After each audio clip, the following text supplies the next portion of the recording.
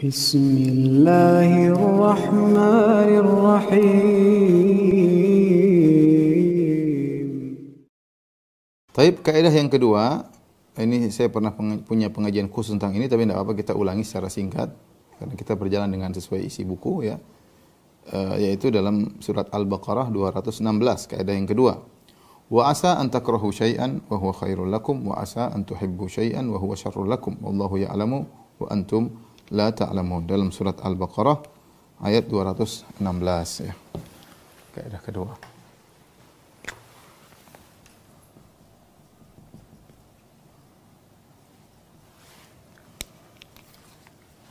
Wa asa an takrahu syai'an wa khairul lakum wa asa an tuhibbu syai'an wa huwa syarrul lakum wallahu ya'lamu wa antum la ta'lamun wallahu ya'lamu wa antum la ta'lamun. Tadi dalam Quran surat 2 ayat 216 ya. Bisa jadi kau benci sesuatu, ternyata lebih baik bagimu. Bisa jadi kau benci sesuatu, ternyata lebih baik bagimu.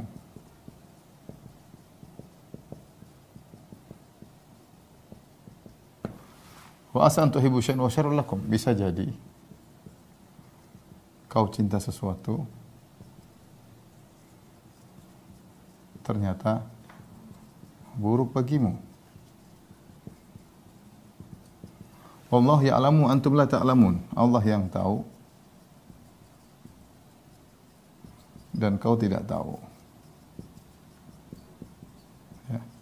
Ini kaidah yang sangat agung yang Allah sebutkan dalam prakteknya, contohnya dalam banyak ayat dalam Al-Quran. Apalagi kalau kita sudah bicara tentang hadis-hadis Nabi Shallallahu Alaihi Wasallam. Ya. Saya akan sebutkan ini kaidah umum. Bisa jadi engkau membenci sesuatu, ya, padahal dia baik bagimu, dan bisa jadi engkau mencintai sesuatu, ternyata buruk bagimu. Kenapa? Allah yang lebih tahu, kau tidak tahu. Ya.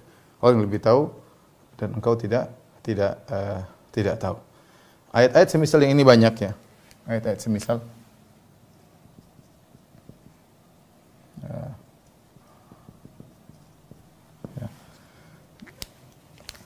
Ada dua ayat yang lain yang mirip seperti ini. Seperti firman Allah Subhanahu wa taala, "Wa in karihtumuhunna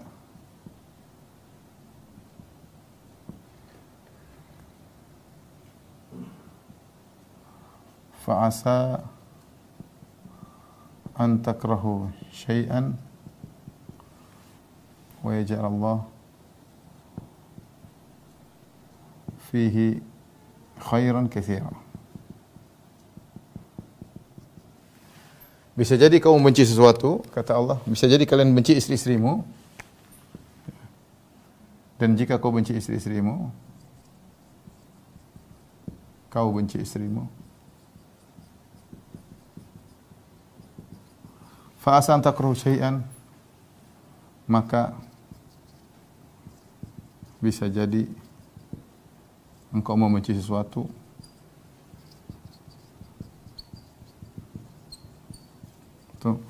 sementara Allah menjadikan banyak kebaikan pada yang kau benci tersebut. Pada yang kau benci tersebut. Dalam, bentar saya lihat dulu. Dalam surat An-Nisa 19. Ini fa'in karihtumuhunna ya, fa'in. Nisa 4 ayat 19. Kemudian yang ayat yang semisal juga ya, dalam surat An-Nur, innal ladzina ja'u bil ifki usbatu minkum la tahsabuhu syarran lakum, la tahsabuhu syarran lakum bal huwa khairul lakum Ya, likulli imri'in minhum maktasaba minal ism. Kata Allah Subhanahu wa taala, ya. Kedustaan orang-orang atau mereka orang munafik, ya, orang-orang munafik yang menyebarkan dusta, kedustaan, janganlah kalian, ya, menganggapnya keburuk.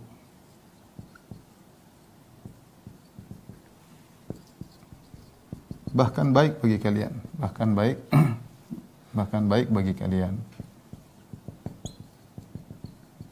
Ya. Ini juga ayat berkaitan dengan kisah tuduhan dusta, ya, kisah tuduhan dusta kepada Aisyah oleh orang-orang munafik. Adapun ini berkaitan dengan kebencian kepada perangai istri, misalnya perangai atau paras istri. Ya. Kalau ini berkaitan dengan kewajiban jihad.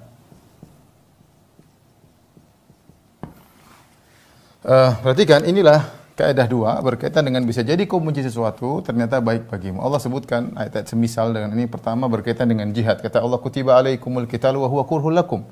Diwajibkan kalian untuk berperang dan itu dibenci oleh jiwa. Yang namanya jiwa tidak suka berperang. Apa yang kita berperang, bunuh orang atau kita terluka. Tapi kata Allah, bisa jadi kau benci sesuatu, Allah berikan kebaikan di balik kebencian tersebut. Dan benar, dengan adanya pintu jihad, kaum muslimin mendapatkan keutamaan, luasnya daerah kaum muslimin, orang-orang bisa mati syahid, dan banyak keutamaan. Bisa jadi kau benci sesuatu, itu baik bagimu. Allah tahu, kau tidak tahu. Yang kedua, tentang bagaimana menghadapi istri-istri yang ternyata mungkin tidak menyenangkan dari sisi paras atau sisi perangai. Ada dua pilihan, kau mau cerai boleh. Ya, tapi kau bertahan juga boleh. Allah bilang terserah. Tapi kata Allah, fa in karihtumuhunna, kalau kau bertahan, kau benci, fa'asa, dan bisa jadi kau benci sesuatu, kau benci dari istrimu, perangai atau yang lain, wa yaj'allahu fi khairan katsira. Allah berikan kebaikan kepadamu yang kau tidak sadari. Bisa jadi dengan istri yang tersebut kau punya anak-anak yang saleh. Bisa jadi istri tersebut kau diberikan kesabaran luar biasa. Bisa jadi dengan istri yang perangainya buruk tersebut kau setiap hari salat malam mengadu kepada Allah Subhanahu wa taala. Dan banyak hal, ya, yang mungkin dengan istri tersebut kau tidak sibuk dengan akhlak, dengan keburukan orang, karena sibuk dengan istri yang harus diperbaiki. Bisa jadi dengan istri yang buruk tersebut kau bisa mendakwai istri dan itu ladang pahalamu seumur hidup. Dan banyak, ya, banyak, kita enggak tahu. Tapi ini Allah kasih pilihan, ya. Ya. Kalau mau cerai silakan, mau bertahan silakan, tapi kalau kau bertahan, kau tidak suka, bisa jadi Allah berikan kebaikan kepadamu. Yang ketiga berkaitan dengan orang-orang munafik ketika menuduh Aisyah radhiyallahu taala anha berzina, ya. Itu perbuatan yang buruk, keji. Tapi Allah mengatakan, la tahsabunna alladziina jaa'u bil ifki usbatun minkum la tahsabu syarran lakum. Ya. Jangan kau sangka itu buruk bagi kalian. Bal huwa khairul lakum, bahkan itu baik bagi kalian. Ini dalam surat An-Nur, ya. 24 di lembaran kedua, bagian atas saya tidak tahu nomornya, lupa. Nanti saya carikan. Intinya ayat-ayat yang semisal dengan ini. Sehingga mengatakan kepada kita apa faedahnya? Faedahnya kita husnudzon kepada Allah Subhanahu wa taala. Ini faedahnya apa? Faedahnya kalau kita bertakwa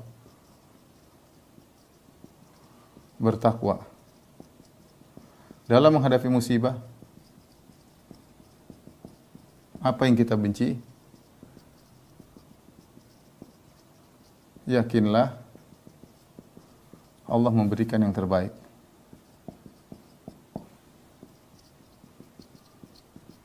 Kita enggak tahu, ya. Bisa jadi Allah datangkan suatu kebaikan kepada kita dalam bentuk perkara yang tidak kita sukai. Sama seperti dokter kasih kita obat, kita enggak suka, tapi itu kebaikan bagi kita, dan ternyata itu kebaikan bagi kita. Contoh dalam Al-Quran selain ini banyak. Contoh-contoh lain dalam Al-Quran. Bahas, ya. Contoh-contoh praktik kaidah ini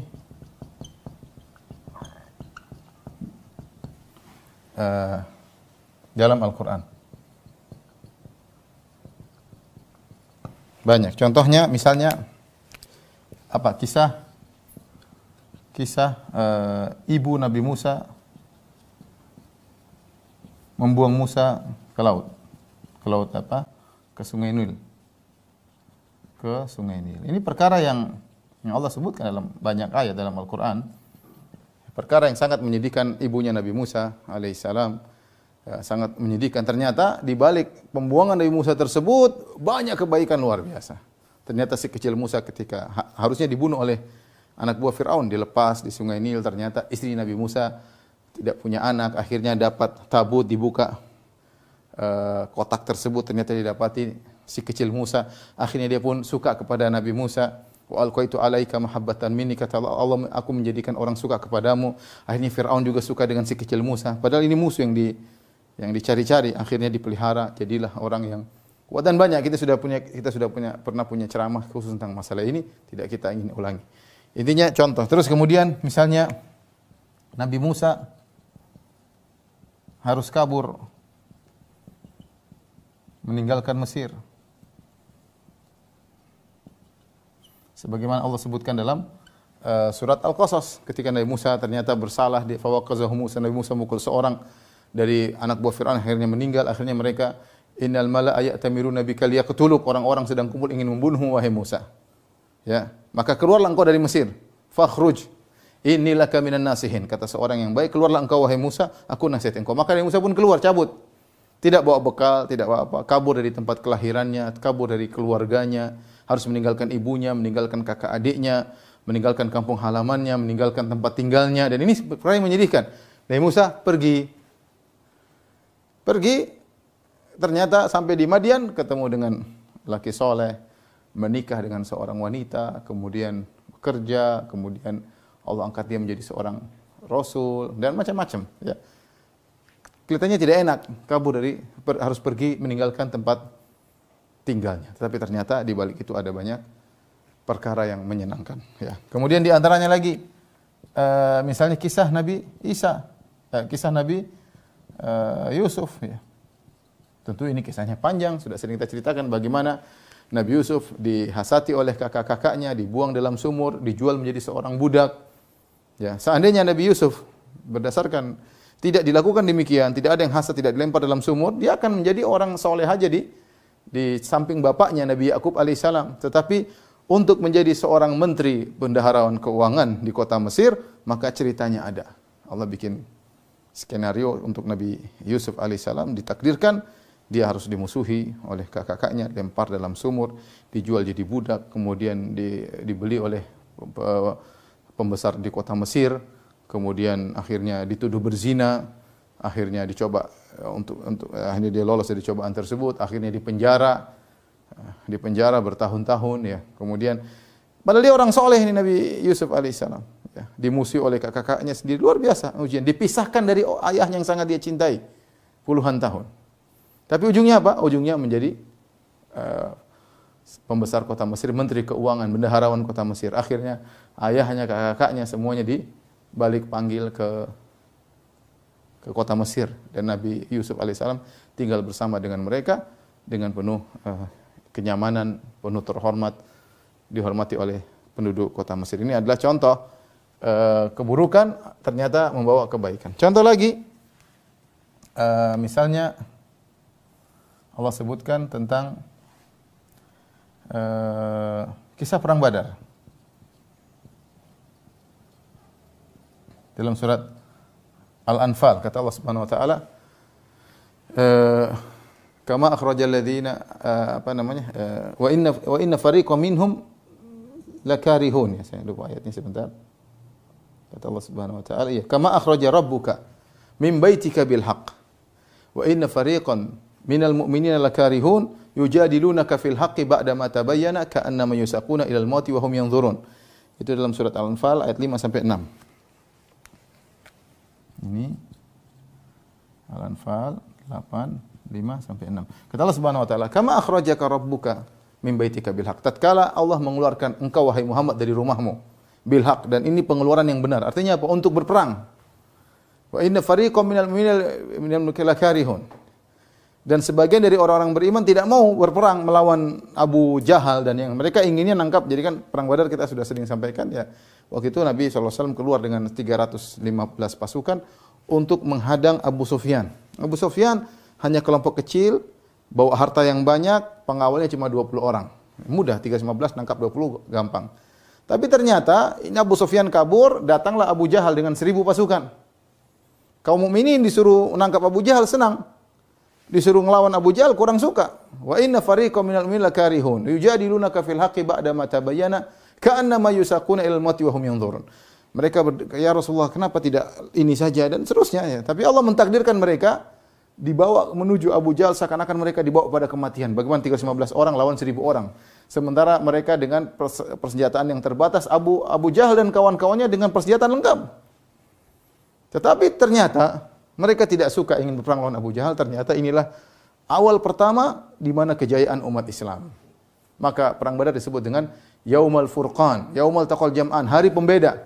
Ya, artinya para sahabat enggak suka. Kalau disuruh milih, mending berperang lawan Abu Sufyan. Mudah, bawa harta banyak, ya. Kalau enggak salah 200 kilo emas dengan jumlah ribuan onta, kalau 1000 atau 2000 ekor onta, banyak. Kemudian pengawal cuma 20 atau 50, sedikit lah.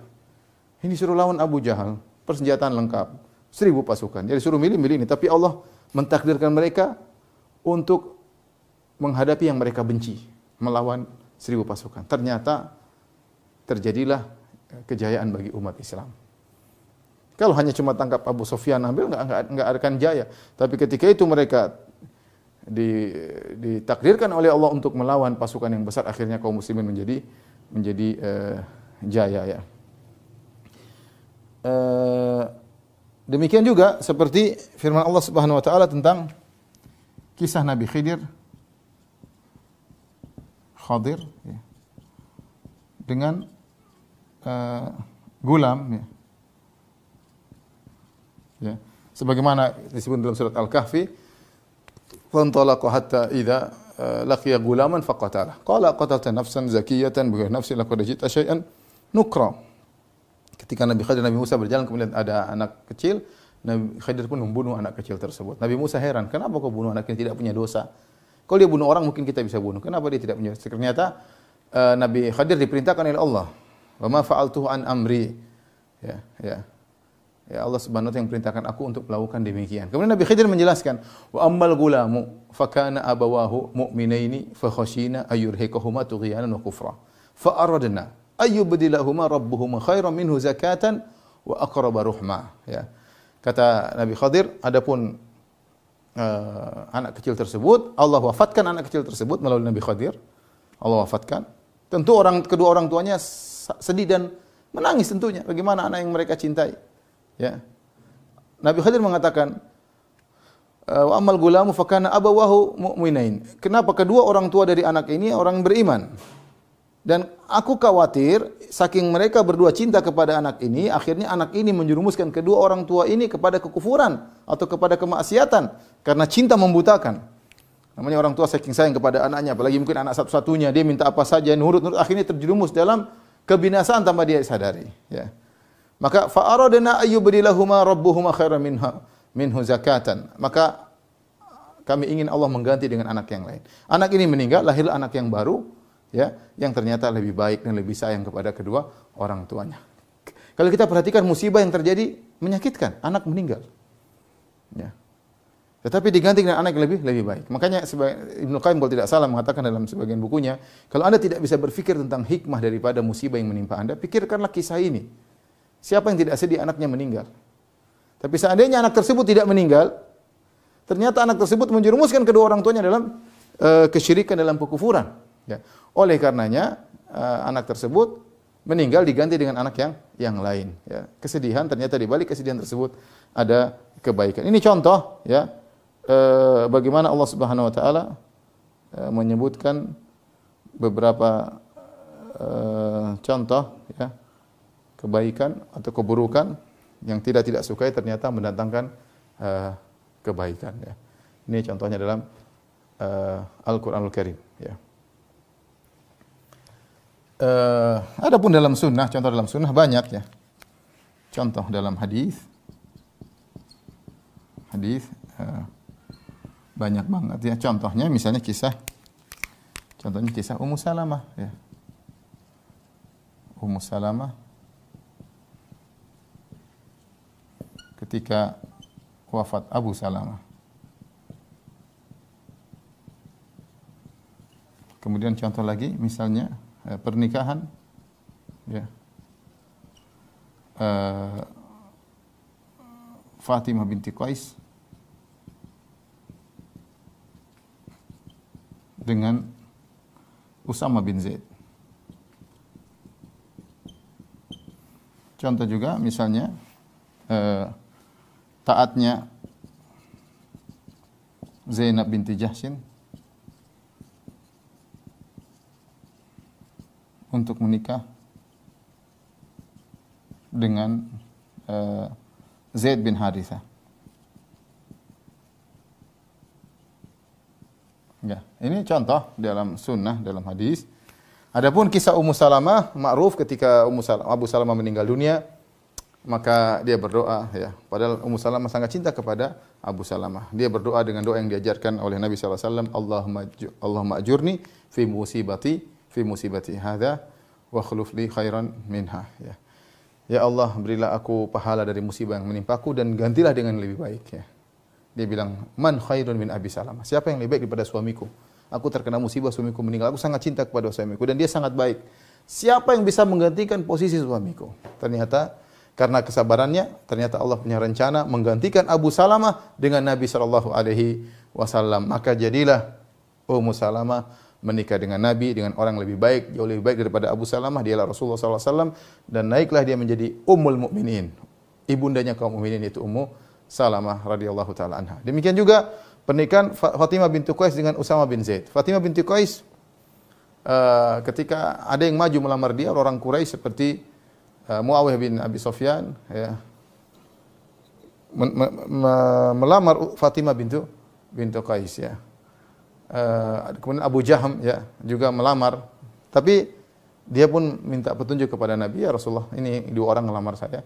Kata Nabi sallallahu alaihi wasallam, "Inkahi Usama, nikahilah Usama bin Zaid." Ini masalah. Fatimah binti Qais Quraisy, Usama bin Zaid bapaknya bekas budak, Zaid bin Harithah. Kemudian Usama hitam, orangnya hitam. Fatimah binti Qais putih, cantik, kemudian Usama hitam. Apalagi budak, anaknya budak dulu. Sudah dibebaskan. Tapi akhirnya dia taat kepada Nabi sallallahu alaihi wasallam.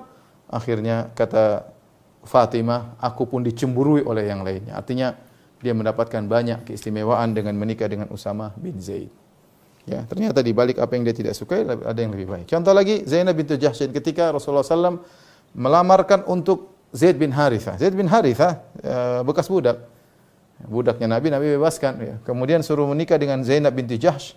Akhirnya Zainab nurut. Menikahlah Zainab binti Jahshin dengan Zaid bin Harithah. Kemudian akhirnya belum ada setahun terjadi ketidakcocokan. Ternyata Allah menghendaki Zainab cerai dengan Zaid bin Harithah. Kemudian Zainab pun menikah dengan Nabi dan bahkan Allah yang langsung menikahkan Nabi dengan Zainab, tidak perlu pakai wali-wali ya. Falamma qada minha Zaidun wataran zawwajnakaha. Kata Allah tatkala Zaid sudah selesai dari urusannya dengan istri yang sudah diceraikan, selesai masa iddahnya semua, kata Allah zawwajnakaha, aku pun nikahkan engkau wahai Muhammad dengan Zainab bintu Jahshin.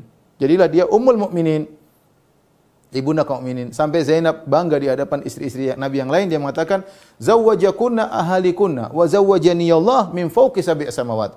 Kalian istri-istri Nabi yang lain dinikahkan oleh wali-wali kalian, ya Aisyah dengan Abu Bakar, semua dengan wali-walinya.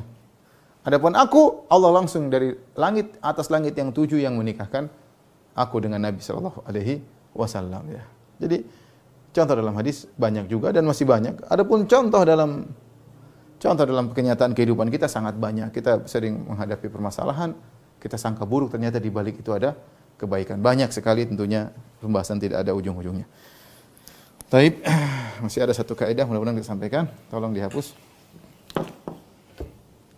Kaidah tadi mengajarkan kepada kita untuk senantiasa husnudzon kepada Allah Subhanahu wa taala. Tetapi saya ingatkan, husnudzon tersebut sulit terjadi Kecuali kalau kita ikut prosedur, dihadapi ujian, ada ujian, kita sabar, bertawakal kepada Allah, kita mengeluhkan kondisi kita kepada Allah, ya bukan mengeluhkan kepada manusia. Sebagian perkataan Nabi Yakub, innama ashku bathi wa huzni ila Allah, aku mengeluhkan kesedihanku hanya kepada Allah Subhanahu wa taala, curhat kepada Allah. Kemudian wasta'inu bis sabri was salat, kita bersabar dan salat. Ya, kalau kita ikut prosedur ketika dikasih musibah, insyaallah endingnya bagus ya. Tapi lain halnya kalau kita kemudian menghadapi musibah tersebut dengan ngamuk-ngamuk, banting sana, banting sini, protes kepada takdir Allah Subhanahu wa taala, hati meronta, ya, kemudian teriak-teriak, ya, maka susah. Kita bilang endingnya bagus, susah. Kenapa?